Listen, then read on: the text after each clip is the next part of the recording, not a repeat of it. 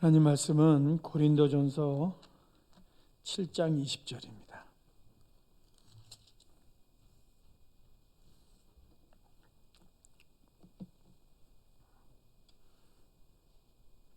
어, 271페이지쯤 있는데요. 짧은 구절인데 같이 한번 읽겠습니다. 시작. 각 사람은 부르심을 받은 그 부르심 그대로 지내라. 아멘. 오늘은 성화와 중간윤리라는 제목으로 말씀을 나누겠습니다. 지난주에는 이 잘못된 종말론의 주장들이 무엇인지에 대해서 같이 나누었는데, 오늘은 잘못된 종말론이나 가르침에 빠져 있는 사람들이 강조하는 것을 한마디로 요약하면 중간윤리라고 할 수 있습니다. 오늘 그 부분을 같이 나누겠습니다. 이 고린도전서 7장의 내용은요, 사실 기록되지 않아도 되는 겁니다. 먼저 배경을 간단하게 말씀드리고 나서 오늘의 내용으로 들어가도록 하겠습니다. 이 고린도라고 하는 지역은 항구 도시입니다. 지도를 펴시면 그리스의 맨 밑에 쪽에 있습니다. 그리고 고린도에는 운하가 지나가고 있기 때문에 경제적으로도 괜찮은 도시였습니다. 거기에 복음이 전해지게 되었는데요. 복음이 전해지면서 사람들에게 무엇이 같이 들어갔냐면요, 재림이 얼마 안 남았다는 생각이 동시에 사람들에게 들어가게 되었습니다. 그러다 보니까 교회 안에서는 어떤 흐름이 생겼냐면요, 결혼한 사람이 있고 결혼하지 않은 사람들이 있는 겁니다. 근데 결혼하지 않은 사람들이 이야기를 하는 겁니다. 예수님이 오실 날이 얼마 남지 않았는데 왜 결혼하는 거야? 결혼하는 사람은 세상적인 거지. 믿음이 있다고 하지만은 저건 진짜 믿음이 아니야. 주님이 오실 날이 얼마 남지 않았으면 결혼하지 않고 살아야 되는 거야. 그래서 그 교회 안에서요, 결혼하는 사람들이 예배에 참석하게 되면은요, 좀 멋쩍었습니다. 왜? 세상의 가치를 취하는 것처럼 여겨졌기 때문에 결혼하지 않고 이 살아가는 사람들이 진짜 예수 잘 믿는 사람처럼 이해되어지는 부분들이 있었죠. 바울이 그 소식을 듣고 나서 고린도전서를 쓰면서 7장에서는 그 부분을 다루고 있는 겁니다. 그러면서 오늘 7장 20절에서 이야기하는 거죠. 야, 부르심을 받은 대로 지내라는 것은 뭐냐면요, 결혼할 수도 있고 결혼 안 할 수도 있다는 겁니다. 그거 갖고 누가 잘 믿는가 잘 믿지 않는가를 판단하지 말라는 것이 오늘 20절 말씀의 의미입니다. 그럼 중간윤리는 뭐냐면 이거죠.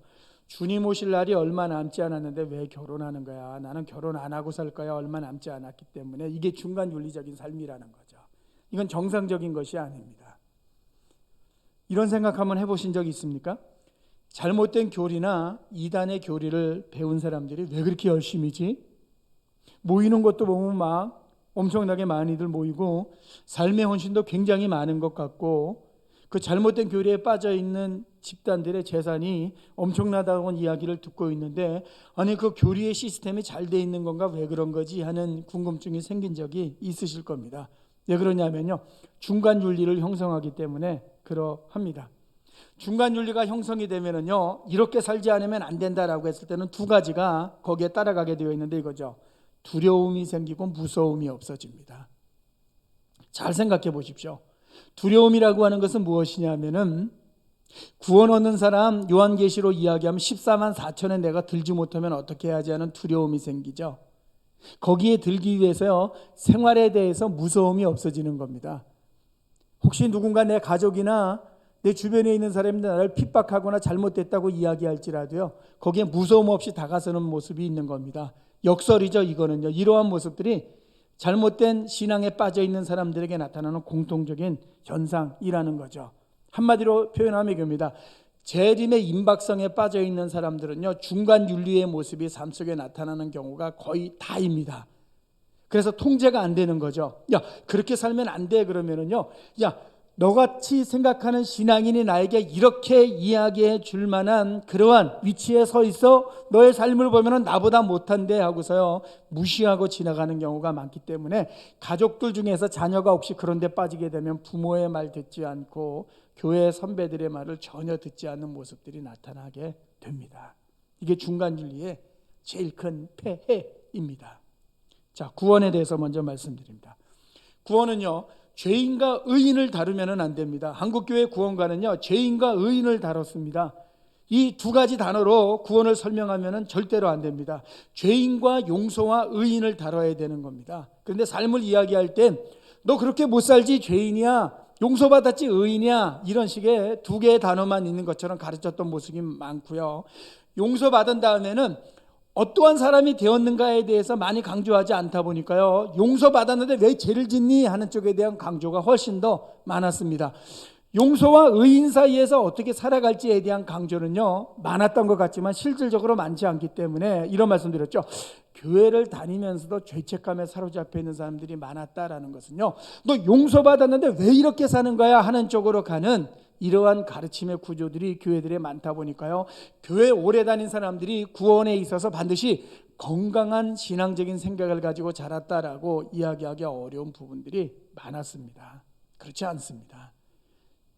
이 예수 그리스도의 십자가로 구원받은 사람들은요, 지금 자신의 포지션이 어디인가를 정확히 해야 된다고 말씀을 여러 번 드렸습니다. 그건 뭐냐면 하나님을 모르던 상태에서 용서받는 이 사이에서 살아가는 것이 아닙니다. 우리의 삶이라고 하는 것은요, 용서라고 하는 것을 향해서 가는, 십자가를 향해서 가는 삶이 아닙니다. 우리의 삶이라고 하는 것은 십자가의 은혜를 가지고서 의인됨의 모습을 기대하면서 살아가는 삶의 모습이기 때문에요, 이쪽에 있는 삶이 아니라 이쪽에 있는 삶이라고 하는 것을 한순간도 잊어서는 안 돼요. 심지어는 혹시 죄를 짓고 살아갈 때에도요, 내 포지션이 바로 용서와 의인 사이에 있다고 하는 것을요, 아주 죽을 때까지 이거 잊어버리면 안 됩니다. 이거 잊어버리게 되면요, 구원론의 가장 중요한 밑바탕을 놓치면서 살아가게 되어 있습니다.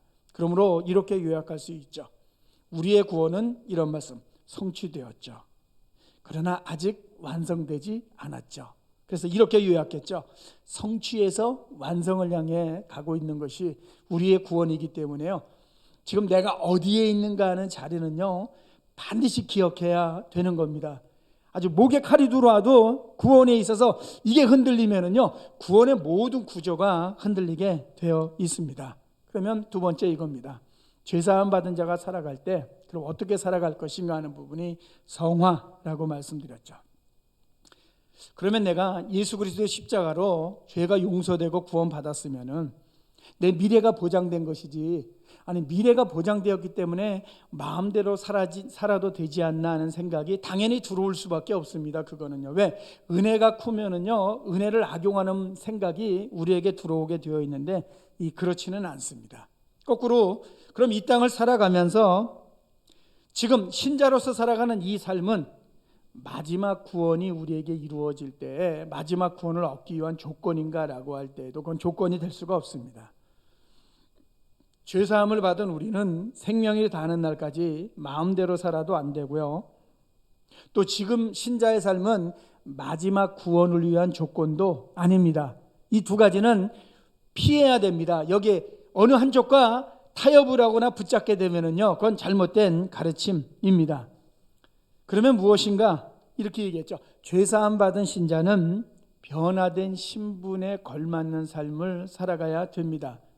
삶 때문에 신분이 나아지는 것이 아니라 이미 변화된 삶이기 때문에, 변화된 신분이기 때문에 거기에 걸맞는 삶의 모습을 살아가야 될 책임이 신자들에게 주어져 있습니다. 그래서 신의 성품에 참여했다는 단어를 쓰는 것이고, 새로운 피조물이 되었다고 하는 단어를 쓰는 것이고, 하나님의 자녀라고 하는 신분을 먼저 이야기하고 난 다음에 거기에 걸맞는 삶에 대해서 성경은 강조해 주는 거죠.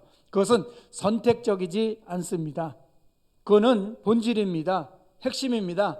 죄사함과 함께 우리의 삶에서 전개되어지는 삶의 모습입니다. 그런데 이거죠, 죄사함을 받는 것과 예수 믿는 신자로서 살아가는 것은요 동전의 양면입니다.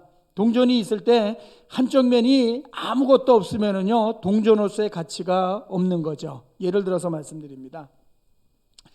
정인이라는 영아 아이가 기독교 가정에 입양되었습니다. 비참하게 죽었습니다. 사회가 몇 주 지나갔지만 난리 났습니다. 그 부모도 교회 다니는 사람이었고 그 부모의 부모도 목사 가정입니다. 기독교인들이 그럴 수 있는가 아주 욕도 많이 얻어먹고 있습니다. 어느 지역에 목회자가 있는데 목회를 하면서 수십 년간 문제를 일으켜 갖고서 방송에서 얼마 전에 보도가 된 적이 있습니다. 우리는 교회 안에서 예수 그리스도의 십자가의 은혜가 우리의 생명이 다하는 날까지, 예수 재림 때까지 이 유효하기 때문에 한 번 구원은 영원한 구원이라고 하는 이 핵심 가르침을 놓치지 않고 살아갑니다. 그럼 한 번 구원이 영원한 구원이라면은 저들이 저렇게 죄를 저질러도 구원을 받을 수 있는가 하는 의문이 우리에게 들게 되어 있습니다. 마지막 구원을 얻는지의 여부는 하나님에게 달려 있지만은요, 하나님의 문제지만은요, 저들은 분명히 이 땅을 살아가면서 성화에 문제가 있는 것이 아주 작은 문제가 아니라 심각한 문제를 노출시켰죠. 그러면 저들의 삶은 이렇게 이야기할 수 있습니다. 동전의 한 면, 나는 예수를 믿어 하는 한 면은 있는지 모르지만은요, 뒷면은 아무것도 없는 밋밋함이 되어버린 것 때문에요. 저들은 예수 그리스도의 피로 이루어진 죄사함의 확신이 정말 있는지에 대해서 질문을 받아야 되는 자들이라는 거죠. 한 번 구원은 영원한 구원이다, 또 하나님의 예정이다 라는 말은요, 하나님의 사랑과 은혜를 극적으로 강조한 말인데, 이 말이 마음대로 살아도 된다고 하는 빌미가 되면은 안 되고요, 은혜는 마음대로의 삶으로 반드시 연결되어서는 안 되는 겁니다. 그래서 은혜라고 하는 단어를 쓰는 것이지 사랑이라고 하는 단어를 쓰는 겁니다. 사랑이라고 하는 단어를 쓸 때, 은혜라고 하는 단어를 쓸 때 악용이라고 하는 것을 전제하고서 사용되는 것은 단어에 사용단 맞지 않는 것이기 때문에 신앙인들이 신분 때문에 삶을 이야기하게 될 때요, 삶이 신분에 못 미치게 될 때에는요, 그 신분의 변화가 그에게 확실히 일어났는지에 대해서 우리는 물음표를 해야 된다는 거죠. 악용은 더 큰 죄악이라고 하는 것을 이 시대에 우리뿐만 아니라 그리스도인들이 명심해야 되는 거죠. 우리는 죄를 지으면 주님 앞에 와서 이렇게 기도하죠. 주님 용서해 주세요 라고 기도하는데요, 주님 용서해 주세요 라고 먼저 기도하지 말아야 됩니다. 이렇게 기도하셔야 됩니다. 주님 내 죄를 벌해 주세요. 내가 지은 죄에 대해서는 요 정도의 벌을 내가 받아야 되는데, 그 다음 기도하셔야 됩니다. 주님 나의 죄를 벌하시지 않고 용서해 주셨네요. 주님 내가 이 다음에는 이 죄를 짓지 않을게요 라고 기도해야 되는 거죠. 왜? 형벌의 모습을 알아야지만이 용서라고 하는 것의 은총을 알 수가 있는 것이지, 죄를 짓자마자 용서해 주세요, 용서해 주세요, 용서해 주세요 라는 것이 남발되어지면은요, 마치 내가 모든 죄를 지어도 형벌을 받지 않아도 되는 면죄부를 받은 사람처럼 착각하면서 살아가는 그러한 나쁜 습관이 신자들에게 생겨날 수도 있는데, 저도 어려서부터 교회 다니면서 기도할 때마다 배운 것이 하나님, 예수님 용서해 주세요 라는 것만 배웠기 때문에 내가 지난 한 주간 지었던 죄의 형벌에 대한 부분을 따지고 난 다음에 벌을 이야기해야지 용서가 나오는 것인데, 벌을 너무 생각한 그러한 구원론에 머물러 있었던 모습이 저에게도 참 많았음을 발견하게 됩니다. 그러므로 기도할 때요, 죄 지었습니다 하나님, 벌받아 마땅한데, 그 다음에 벌 때문에 용서라고 하는 단어가 등장한다고 하는 것을 한시도 잊어서는 안 되는 거죠. 성화는 삶 속에서 이루어지는 것이죠. 생활 속에서 구원을 이루어가는 것이기 때문에 이런 말씀 나눴죠. 완료형이 아니고, 완료되어 줄 수 있는 부분이 아니고, 이것은 진행형이죠. 죄사함의 순간부터 생명이 다하는 날까지 계속되는 일이죠. 윤리라는 단어를 사용하지 않고 성화라는 단어를 사용하는 이유는 신적인 신분에 참여한 자이기 때문에 거룩함이다 라는 단어를 그 앞에 사용하는 것이고, 우리가 이 땅을 살고 있지만 하늘의 신분이 되었기 때문에 거룩한 성, 홀리라는 단어를 사용한다는 거죠. 그러면 여러분 이겁니다. 성화가 주는 어려움이 무엇입니까? 이런 거죠. 주님이 오실 날이 언제인지 모르면서 날마다 이렇게 살아야 되는 거죠. 그러다 보니까 어떻습니까? 낙심도 있고, 약해질 때 있고, 열심히 살아왔음에도 어느 순간 주저앉고 싶을 때도 우리에게 있죠. 그러다 보면 당연히 슬럼프도 있고 다운되어지는 순간이 있죠. 그리고 거룩하다라는, 거룩이라고 하는 단어를 썼는데, 이 땅에서 일어나는 가정이나 주변의 일 때문에요, 거룩과 상관없이 내 마음이 무너져 내리는 경우도 우리에게 있을 수 있죠.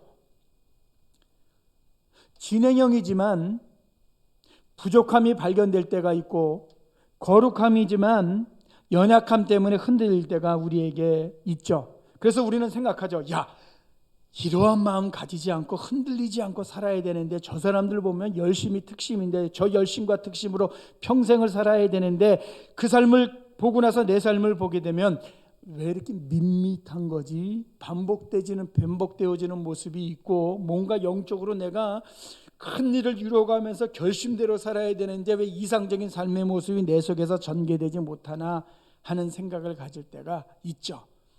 성화, 이 거룩한 삶을 살아가는 신자들 모두에게서 발견되는 어려움인데요. 이렇게 꼭 생각하셔야 됩니다. 성화에는 굴곡이 있습니다. 그래서 이 굴곡을 잘 도와주시는 분이 바로 성령이십니다. 성화의 삶은 이런 거 있죠. 나는 왜 이렇게 밋밋하지? 그게 성화의 삶을 살아가면서 발견하게 되는 모습이라고 하는 겁니다. 왜? 재림의 날이 언제인지 모름에도 불구하고 이렇게 살아가고 있기 때문에 그러한 거죠. 이렇게 생각해 보십시오. 내가 고수생입니다. 고시 날짜가 정해지지 않았습니다. 5년 뒤에 정해질지 10년 뒤에 정해질지 모릅니다. 그러면 고시생이 준비하면서요, 마음이 어떻겠습니까? 아니, 열심히 준비하는데 언제 이 고시 날짜가 발표되는 거야? 이거하고 똑같은 거죠. 우리의 삶이 바로 그러한 삶이기 때문에요. 예수 믿다가도 낙심될 때요, 내가 이 모양이라 이렇게 생각하지 말고요, 야, 내가 열심히 버텼는데 여기서는 열심히 살아가는 삶의 한계와 연약함이 있구나 하는 것을 발견하면서 그 다음으로 가면 된다는 거죠. 이게 이 땅을 살아가는 신자의 성화의 과정에서 발견하는 어려움인 거죠. 자, 이제 마지막 세 번째 오늘 주제입니다. 그럼 중간윤리라고 하는 것은 무엇인가? 이거죠. 여러분, 일상시의 삶과 비상시의 삶이 다르죠. 혹시 꼬마 아이가 있는데 밤에 열이 나고 큰일 났어요. 그럼 비상이 걸렸어요. 신발 안 신고 달려가죠. 복장 같은 거 생각하지 않죠. 뭐 입고 가야 되나 신경 쓰지 않죠. 그냥 눈에 보이는 거 걸치고 가죠. 일상시의 삶과 비상시의 삶이 다르죠. 일반 학생과 수험생의 생활이 다르죠. 수험생의 생활은 비상시의 생활인 거죠. 가족들도 그 수험생을 대하는 태도가 다르죠. 그 수험생은 시험 준비 외에는 아무것도 안 해도 됩니다. 주변 사람들도 이해해 주죠. 시험 보는 날은요, 오토바이를 탈 수 있는 특권이 주어지죠. 경찰 오토바이나 모든 관용차를 타고서 갈 수 있는 특권도 주어집니다. 먹는 것, 자는 것, 시간 사용 오로지 시험에만 올인하게 되어 있습니다. 그러면서 모두가 이야기하죠. 수험생이니까 미래의 시간이 주어졌을 때 올인하는 삶을 우리는 중간윤리라고 부릅니다. 그러므로 중간윤리는 수험생윤리, 비상윤리로 바꿀 수가 있습니다. 그런데 직업 중에도 중간윤리의 삶을 선택한 사람들이 있죠. 군인, 경찰관, 소방관, 이러한 분들은 중간윤리의 삶을 선택한 분들이기 때문에 비상이 걸리면은 모든 일상이 수독되어지죠. 식사를 하다가도 봉 타고 내려가야 되는 거죠. 그리고 저들을 우리가 이야기할 때 이렇게 이야기하죠. 우리보다 더 많은 수고를 하는 사람이야. 낮과 밤이 없어 라고 말하는 것은요, 이 사회를 위해서, 국민들을 위해서 비상윤리, 중간윤리의 삶의 긍정적인 모습을 살아가기로 선택한 사람들이기 때문에 잠도 부족할 때 있고 먹는 시간이 일정하지 않을 때가 있죠. 이 사회가 유지되는 것 하나 가운데는 긍정적인 중간윤리의 삶을 선택한 사람들 때문에 이 사회가 더 안전하게 유지되어지는 측면이 있죠. 그러면 이제 잘못된 종말론입니다. 상식선에서 볼 때 저들의 가르침이 잘못된 것이 뻔한데도 불구하고 왜 거기에 빠져드는가? 두 가지죠. 임박한 재림을 이야기하면서 임박한 재림을 준비하는 사람들의 삶을 이야기하는데 이 삶이 부정적인 중간윤리가 되는 거죠. 예를 들어서 이런 부분이죠. 여러분, 모든 민족이 복음을 들으면 주님이 재림하십니다. 지금처럼 살면 안 됩니다. 나가야 합니다. 어렵고 힘들어도 나가야 됩니다. 바이러스로 들어오지 말라 그래도 속이고라도 나가야 됩니다. 여기 나가지 않는 사람은 무엇입니까, 여러분? 시집가고 장가가는 사람은 무엇입니까? 저렇게 살면 안 됩니다. 주님 오실 날이 얼마 남지 않았습니다. 일상의 삶, 그것이 중요한 것 같지만 이제 더 이상 중요하지 않습니다. 일상의 삶은 스톱하고 우리는 주를 위해서 온 세계를 향해서 나가야 됩니다. 결단하십시오라고 이야기하면 거기서 바로 그렇구나 라고 생각하는 순간 세뇌되어지고 미혹되어져서 중간 윤리적인 삶의 모습이 나오죠. 그런 사람이 시집가고 장가간 사람 볼 때는 우스운 거죠. 왜? 재림을 준비하지 않고 살아가는 사람들이라고 생각을 하는 거죠. 제1차 세계대전 이후 재림전 진조가 시작되었다는 주장 말씀드렸죠.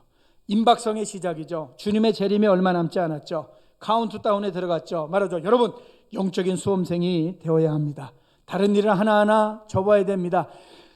기도하면서 세상 일에 무엇 때문에 그거 갖고 고민하고 기도하고 있습니까? 주님 오시면 그거 다 해결되는 건데 의미 없는 겁니다, 여러분.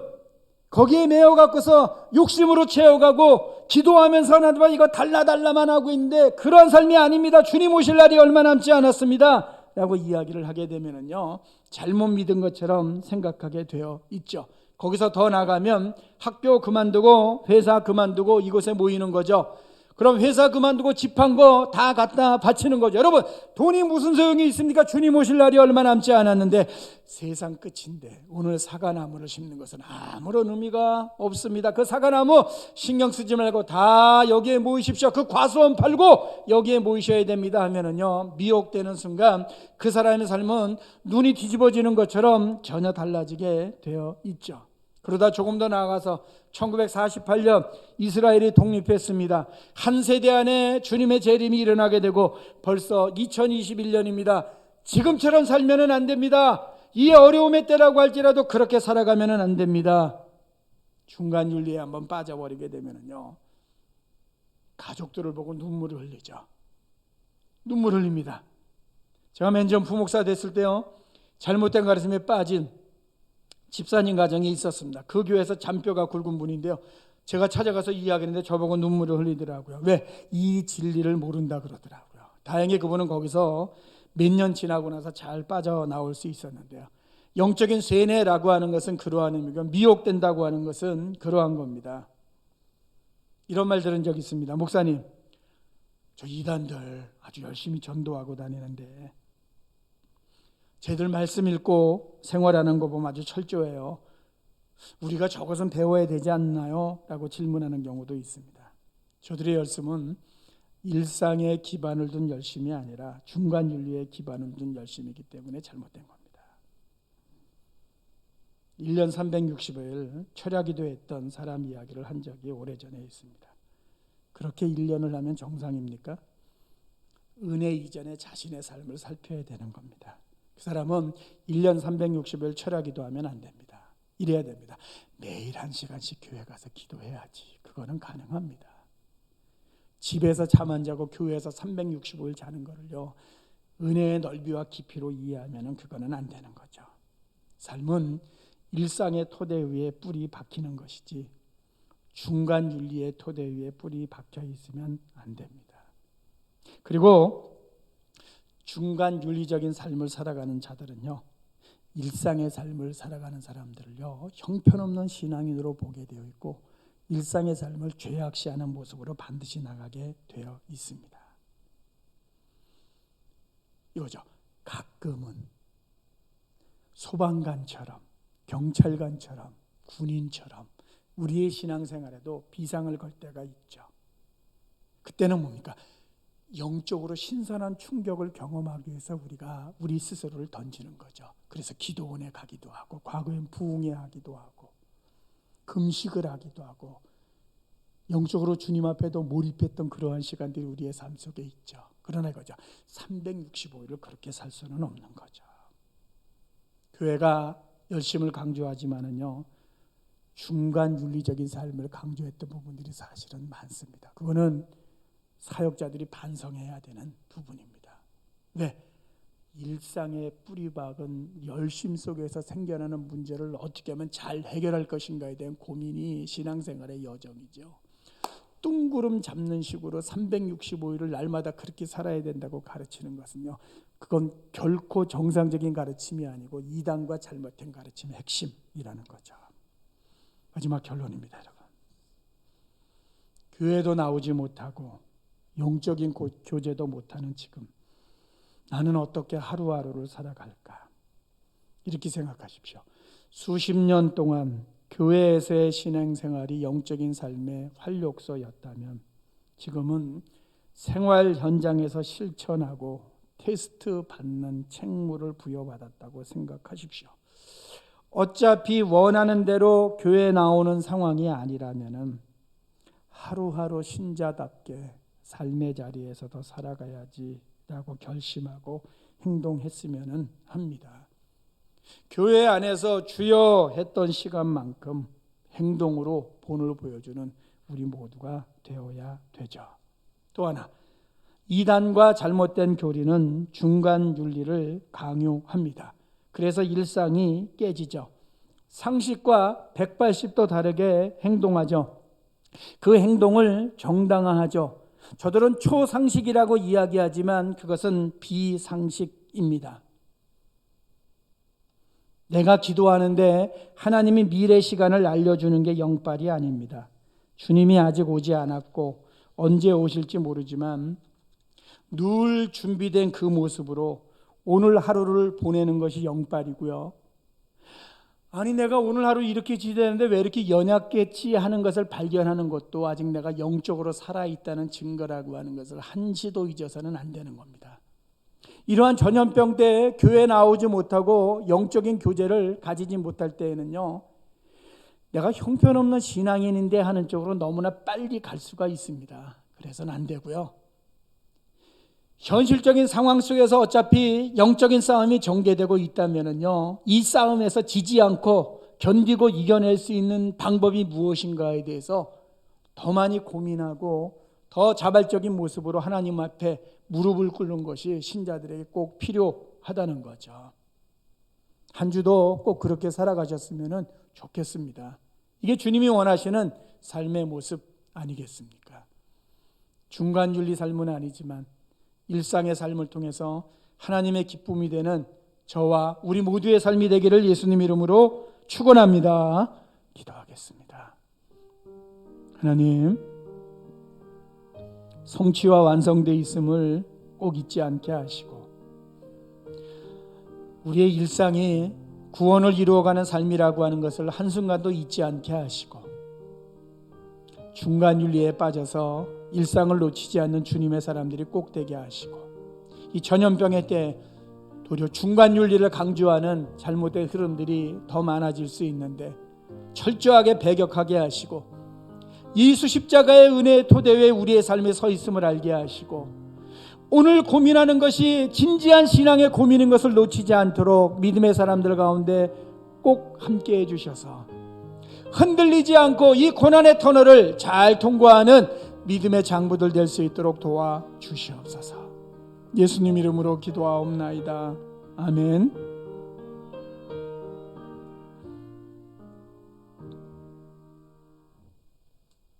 어려울 때 영적으로 하고 싶은 건 많지만 제한되고 제약된 모습들 참 많이 있습니다.